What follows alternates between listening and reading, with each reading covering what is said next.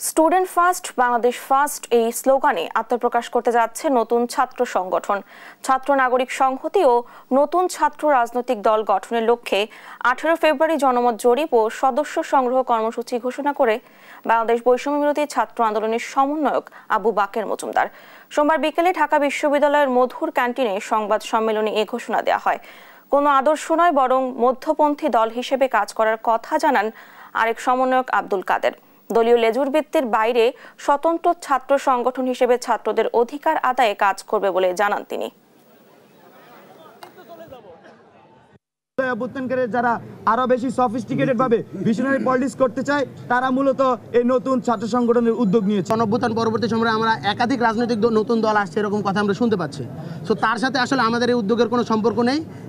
এটি একটি স্বতন্ত্র উদ্যোগ। সে নতুন কোনো রাজনৈতিক দল নতুন কোনো ছাত্র সংগঠন ঘোষণা করবে কিনা সেটি একান্তই তাদের ব্যক্তিগত সিদ্ধান্ত এবং তাদের রাজনৈতিক সিদ্ধান্ত।